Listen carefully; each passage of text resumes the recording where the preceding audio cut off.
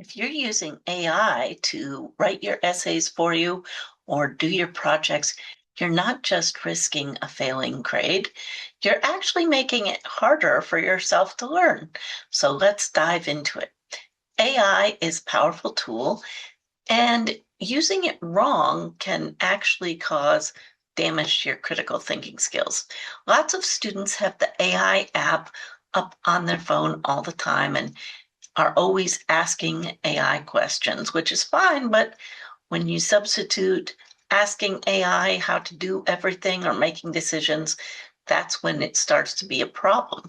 This approach is actually missing nuance and evaluation of information. Some of the problems are evident not just in the academic field, but in other areas as well. Looking at a recent example, we had a government program trying to decrease spending and improve efficiency in order to reduce the deficit, which is great and a noble objective. The problem is they just ran an AI in order to determine all of the programs to be cut. I have friends who are faculty at research institutions that lost all of their grant funding as a result of this approach. So they ran the AI and said, hey, we want everything that has any kind of equity or inclusion or inclusive language, pull all those up and we're going to cut all of it. Well, it resulted in an unfortunate situation where, for example, all these programs designed for helping women's health are just gone because it had woman or women in the description, and the AI just picked that up, and the people who are running it didn't think to look and evaluate or didn't have the knowledge to do that. So all of those programs got cut. We have a situation recently with the resurgence of the screwworm, which is a parasite. We used to have programs in place to prevent that from coming into the country. It has a huge impact on cattle ranchers. And now, because that program was cut, we now have a resurgence of that. So just using the AI without making any kind of evaluation or decision making from the human ends up being a problem. AI is great at looking at things just in black and white with no shades of gray. Hey, if it has woman in the title or if it's about equity, cut. So you can process large quantities of information that way, but there's no decision making going on other than if it has this word, we're going to cut it. That's not always the best way to do things. AI is great at separating things like all of the grants or projects with this particular characteristic. But then the next phase should be, okay, we have our list of potential cuts. Let's look at it and make decisions based on other characteristics or input. Anything with greater detail needs to be examined by a person. The same thing comes for putting together projects or doing research for papers and schoolwork. Improper citations is another big problem that AI has.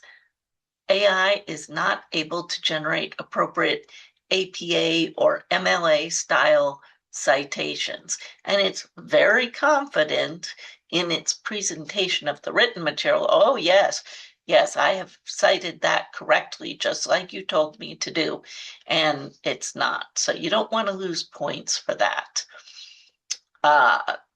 In discussion posts, for example, in my class, I can see a lot of the students are actually using AI to generate their discussion posts. What do we end up with is a whole bunch of discussion posts that look exactly the same and have the same wrong information. So not only did the students not get the benefit of looking through their class information and crafting a response to the discussion query, they also didn't get the work done properly. And it was very obvious to me they all used the same kind of AI tool. Now, depending on the faculty member or class policy, that could be a big problem for the grade. Papers written by AI lack natural flow and progression. Remember that these large language models, and it doesn't matter which one you're talking about, they learn by taking in vast quantities of data, written material, graphics. They just take all of that in and then they put words together in ways that they've seen or are familiar with based on the large quantities of data that were taken in. So it's not really a learning or thought process. It's just, hey, there were a whole bunch of examples of writing where these words were put together. Let's do that based on association with maybe other words in the prompt. Sometimes the material generated is good. Sometimes it's really bad and incorrect. The topic often jumps around without any discernible organizational structure. You could have AI polish your work on the paper, suggesting edits after you've drafted the paper. So that would be a much better use for AI.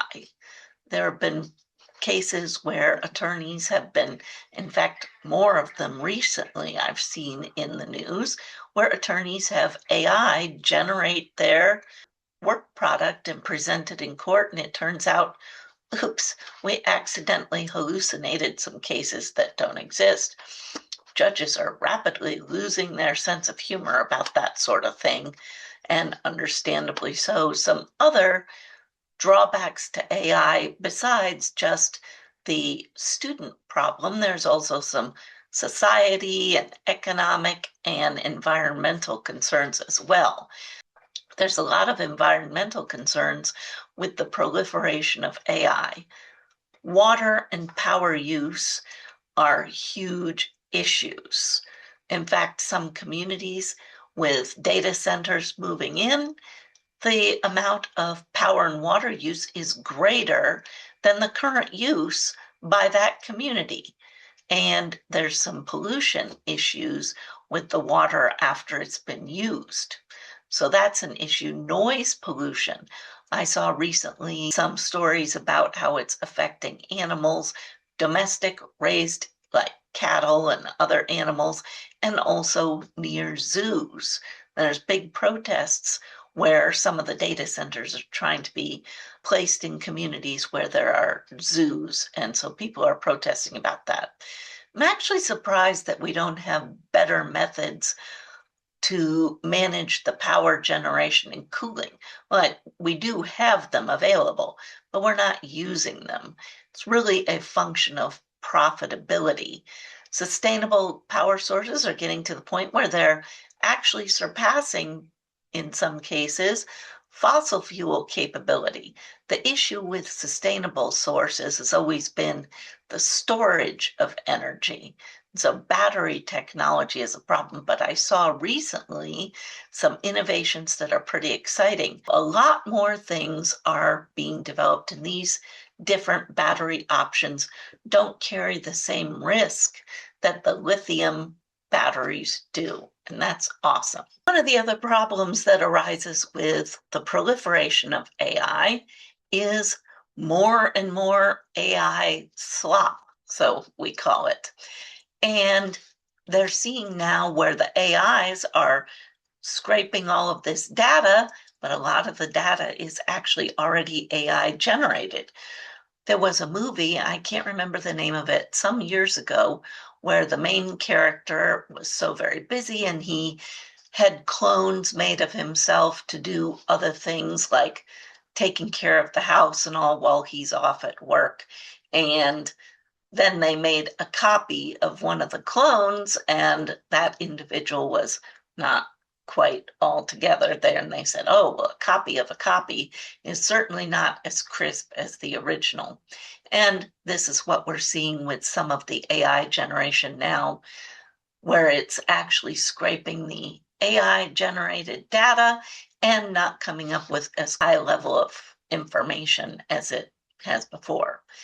A lot of companies trying to roll out AI, they found out that they incentivized the workers to use AI and then got huge bills from the AI companies for their AI use when the employees under their direction were actually using the tools for things that they could have done themselves. And then they're using AI to screen applicants and trying to replace all kinds of employees with this to increase profitability. One wonders, after all of these employees have been replaced and the companies become super profitable running with AI, who's going to buy their products since everybody's getting all unemployed? Something to think about. So a balanced approach to AI use is important. It's a wonderful tool, but it's not going to replace everything. As we talked about some of the other examples of writing that's a problem or hallucinations that can be an issue, there's a lot of good applications for use that can actually really help you with your studies. So it can craft practice tests and quizzes for you. The AI is great for any kind of task that is repetitive, that doesn't require evaluation or decision making. I like to use it to craft titles or help me find keywords.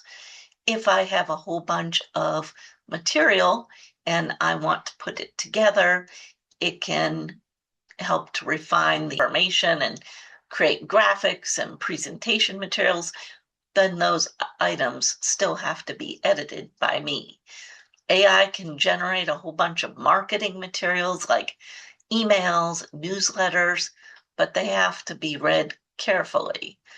Obviously, I don't want anything going out that has mistakes. I also like to keep them short, so there's less opportunity for wrong information. And the materials have to be in my voice. Everyone's all very tired of too much AI slop. So as you look into using AI for your schoolwork, keep that in mind. You can use it to refine materials that you've already produced, use it for repetitive tasks. Don't try and get AI to do all of the work for you, or you're going to be missing out on your educational experience. And they can tell the faculty when AI is used like that. So if you have ideas for other topics that you would like to see on this channel, please go ahead and put them in the comment box and make sure you like and subscribe so you can see my next video.